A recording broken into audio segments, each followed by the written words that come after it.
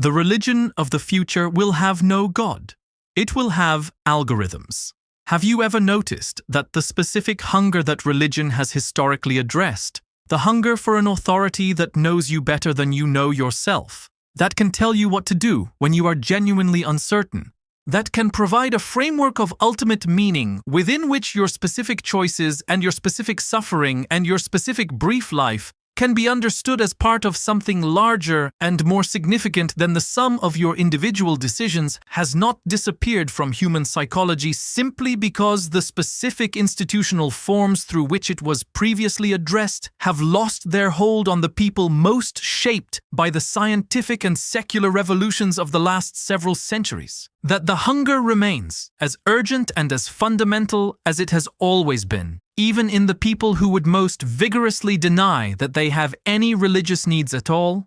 And have you ever noticed that the specific things that are filling that hunger in the lives of the people who no longer fill it with traditional religion, the specific sources of guidance and ultimate authority and the framework of meaning within which individual choices acquire their sense of direction and their felt sense of significance, are things that function in ways that the people most thoroughly embedded in them rarely fully examine, with a precision and a comprehensiveness and a specific claim on the individual's inner life that makes the word religion not merely a provocative analogy, but an increasingly accurate description.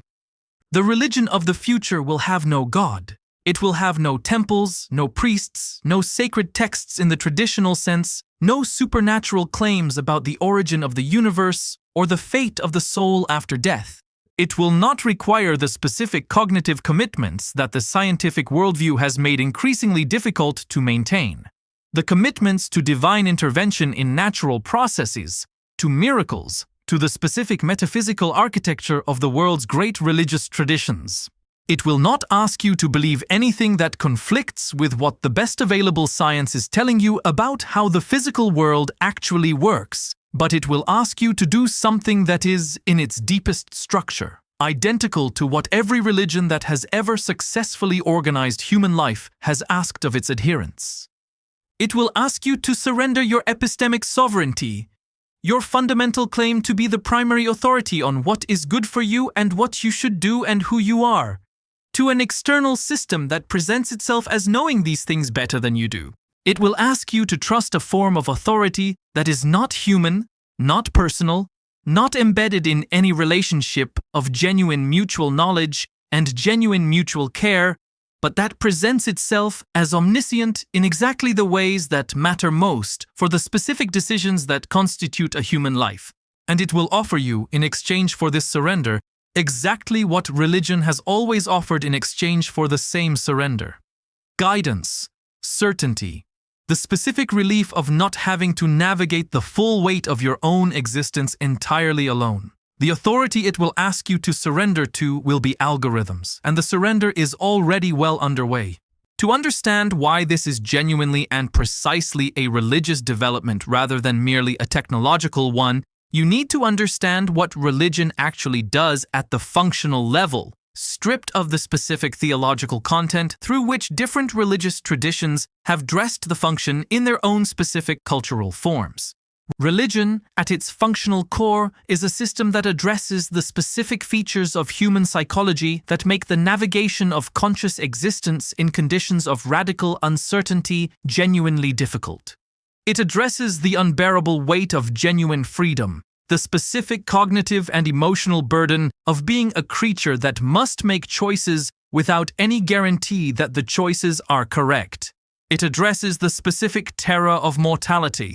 the awareness that every project and every relationship and every investment of the self will eventually be ended by death.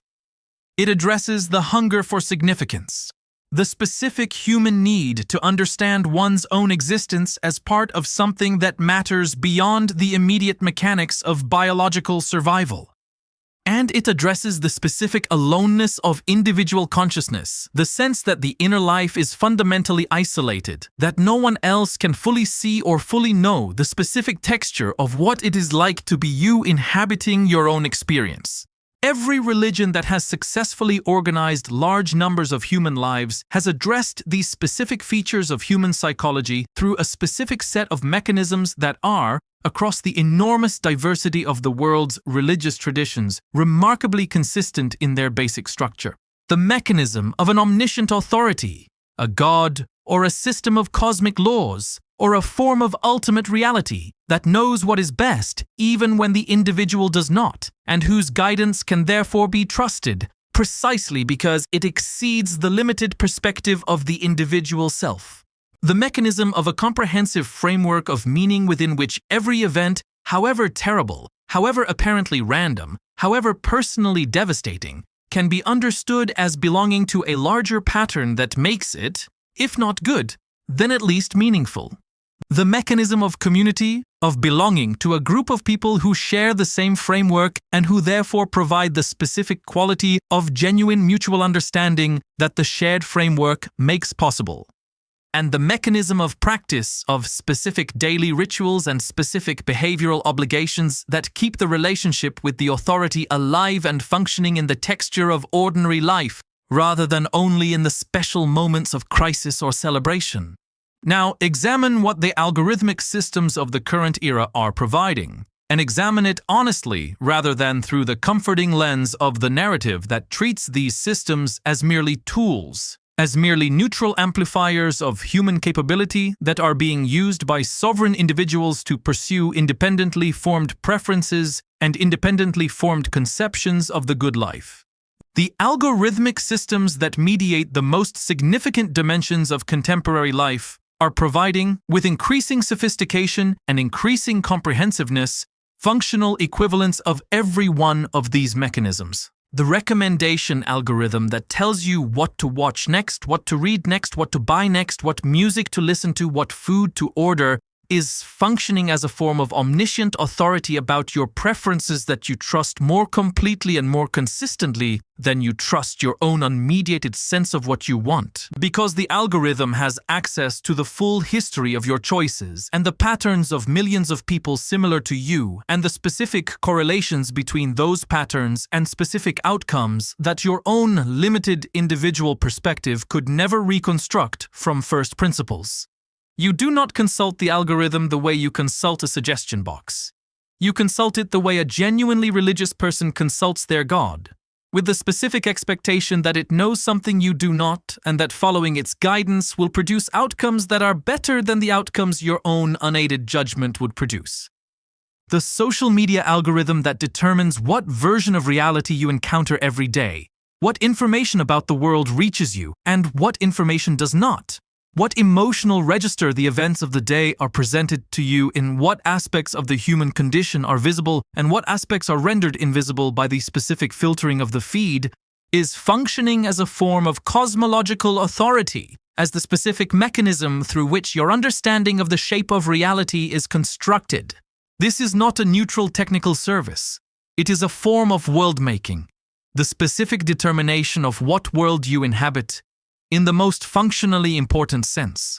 the sense of what you know and what you feel and what you believe is happening and what you therefore think is possible and worth pursuing. The health tracking algorithm that monitors your physical condition in real time and provides specific guidance about what to eat and when to sleep and how much to exercise and what specific interventions your biological data is suggesting you need is functioning as a form of spiritual authority over your physical existence, as the specific system to which you defer on questions about how to inhabit your own body, questions that were previously addressed through the combination of cultural tradition and medical authority and personal intuition, and are now increasingly addressed through the specific guidance of a system that presents itself as knowing your body better than you do, because it has access to data about your body that you cannot directly perceive or interpret. And the AI companion systems that are increasingly available as sources of emotional support and intellectual engagement, and the specific quality of being understood and responded to that genuine human relationship provides, are functioning as a form of pastoral authority, as the specific source of the guidance and the comfort and the sense of being genuinely known that the religious traditions of the world have historically channeled through their pastoral structures, through the priest and the rabbi and the imam and the spiritual director whose specific role was to be the human face of the divine authority in the individual's personal life.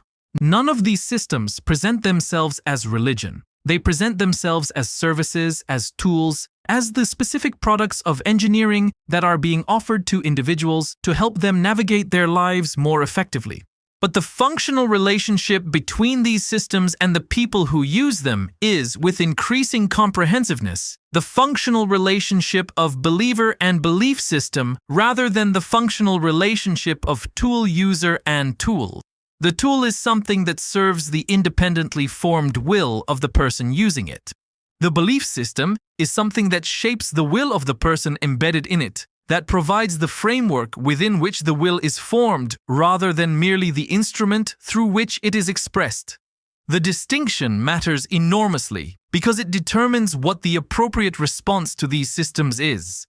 If they are tools, then the appropriate response is the skilled management of their use, the development of the specific competence that allows you to use them effectively in the service of goals that you have formed independently of their influence. If they are belief systems, then the appropriate response is something more demanding and more fundamental, the specific form of critical engagement with the framework itself that genuine epistemic sovereignty requires. The specific questioning of whether the framework through which your preferences and your understanding of reality and your sense of what matters are being shaped is one that deserves the trust that you are extending to it. The most important feature of the algorithmic belief system that distinguishes it from every religious belief system that has preceded it, and that makes it in certain specific respects more total in its claim on the individual than any religion that has previously achieved comparable reach, is its invisibility.